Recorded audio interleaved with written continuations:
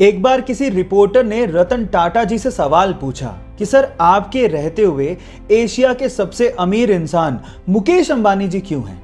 तो उन्होंने बड़ा ही सुलझा हुआ और दिल छू लेने वाला जवाब दिया।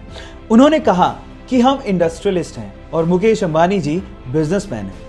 हम ये नहीं चाहते कि इंडिया इकोनॉमिकल सुपर पावर बने, बल्कि हम ये चाहते हैं कि ये देश, ये इंडिया खुशहाल नेशन बने। और इसी सपने को पूरा करने के लिए रतन टाटा जी अपने पैसों का अधिकतर हिस्सा चैरिटी में डोनेट कर देते हैं। आपको रतन टाटा जी का ये ख्याल सुन के कैसा लगा, चैट सेक्शन में लिखना मत भूलिएगा। चलिए गाइस, आज मैं आपको फिर से एक सच्ची घटना बताता हूं। एक बार एक बॉस ने अपने ड्राइवर को देखकर पूछा कि क्या बात है, आज बहुत खुश लग रहे हो, कुछ खास दिन है क्या? तो उस ड्राइवर ने कहा कि सर आज का दिन मेरे लिए बहुत स्पेशल है, क्योंकि आज मैंने रतन टाटा जी को कार ड्राइव करते देखा। तो बॉस ने कहा कि इसमें क्या खास बात है? तो उस ड्राइवर ने कहा कि सर जब वो कार ड्राइव कर रहे थे तो मैंने उनको अभिवादन देने के लिए हाथ हिलाया और बदले में उन्होंने मुझे रिस्पॉन्ड किया, इसलिए आज मैं बहुत खुश हूं, मेरा दिन बन गया। सच अ ग्रेट पर्सनैलिटी। गाइस, इससे यह समझ में आता है कि मनी आपको फेम दिला सकती है, लेकिन हम्बलनेस आपको रियल रिस्पेक्ट दिलाती है। जब रतन टाटा ने पहली बार अपनी ड्रीम कार टाटा इंडिका को बाजार में उतारा तो उसका रिस्पॉन्स बहुत ही खराब था। घाटे में जाती हुई कंपनी को देखकर शेयर होल्डर्स ने कहा कि हमें ये कंपनी बेच देनी चाहिए। ना चाहते हुए भी टाटा इसे बेचने के लिए यूएस फोर्ड से मीटिंग के लिए गए, लेकिन उस मीटिंग में फोर्ड ने टाटा का अपमान करते हुए कहा कि अगर तुम्हें कार बिजनेस की इतनी समझ ही नहीं थी तो इस कार की लॉन्चिंग में इतना पैसा क्यों लगा दिया। साथ ही साथ एक कहा कि इस कंपनी को खरीदकर हम तुम पे एहसान कर रहे हैं। टाटा ने यह सुन के कार कंपनी को बेचने से इनकार कर दिया।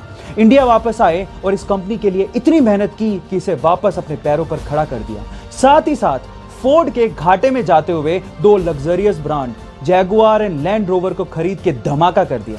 गाइस, अपमान सभी का होता है, लेकिन महान लोग अपने अपमान का बदला अपनी प्रोग्रेस से लेते हैं। रतन टाटा एक ऐसा नाम जिसे सभी जानते हैं, स्पेशली आज के युवा रतन टाटा को बहुत मानते हैं। लेकिन क्या आपने कभी यह सवाल पूछा कि रतन टाटा ने कभी शादी की थी या नहीं की? नहीं की तो क्यों नहीं की? क्या उन्हें कभी प्यार नहीं हुआ? तो चलो आज इस वीडियो में मैं आप लोगों को इन सब बातों का जवाब देता हूं। आपकी जानकारी के लिए मैं आपको बता दूं कि रतन टाटा ने अभी तक कभी किसी से शादी नहीं की। ऐसा नहीं था कि उन्हें कभी प्यार नहीं हुआ, उन्हें प्यार हुआ था।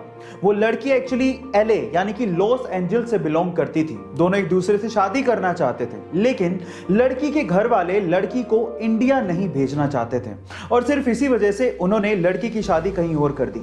लेकिन हमारे रतन टाटा जी ने अपना कमिटमेंट निभाया। उन्होंने उससे प्यार का और शादी का वादा किया था और उन्होंने इस वादे को ताउम्र निभाया और कभी किसी से शादी नहीं करी। यह है उनकी लव स्टोरी, एकदम उनके जैसी परिपक्व।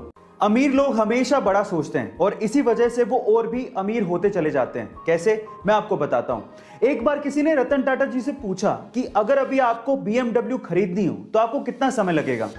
तो रतन टाटा जी ने जवाब दिया 5 साल। तो उस बंदे ने कहा कि 5 साल? आप तो इतने बड़े बिजनेसमैन हैं, मैंने तो सोचा कि आप चुटकियों में खरीद लेंगे, तो 5 साल कैसे? तो रतन टाटा जी ने जो जवाब दिया वो आप लोगों को सुनना चाहिए। रतन टाटा जी ने कहा BMW एक बहुत बड़ी कंपनी है। जहां आप और हम जैसे लोग BMW कार के बारे में सोच रहे थे, वहीं रतन टाटा जी BMW कंपनी को खरीदने के बारे में सोच रहे थे। इसलिए गाइस, ये कहा जाता है कि अगर आपको बड़ी सफलता चाहिए तो सोच भी बड़ी रखनी होगी। ये अमेजिंग वीडियो आपको कैसी लगी, चैट सेक्शन में जरूर लिखिएगा। मुंबई की सड़क पर एक कुत्ते का किसी कार से एक्सीडेंट हो गया तो वहां पर मौजूद शांतनु नायडू नामक एक लड़के ने इन स्ट्रीट डॉग्स के लिए कुछ करने की सोची। उसने दिमाग लगाया कि क्यों ना इन स्ट्रीट डॉग्स के गले में एक चमकदार कॉलर डाल दिया जाए जिससे ड्राइवर को दूर से ही ये दिख जाए ताकि इनकी जान को बचाया जा सके। और उसने मुंबई में गली मोहल्लों में जाके सभी स्ट्रीट डॉग्स के गले में ये चमकदार कॉलर डाला भी। उसकी स्टोरी को टाटा समूह की मैगजीन में कवर भी किया गया और उसके बाद रतन टाटा ने खुद ने शांतनु को फोन करके उनके साथ काम करने को कहा। बहुत बड़ी बात है गाइस। तो शांतनु नायडू और उसकी पहल के लिए एक लाइक तो बनता है।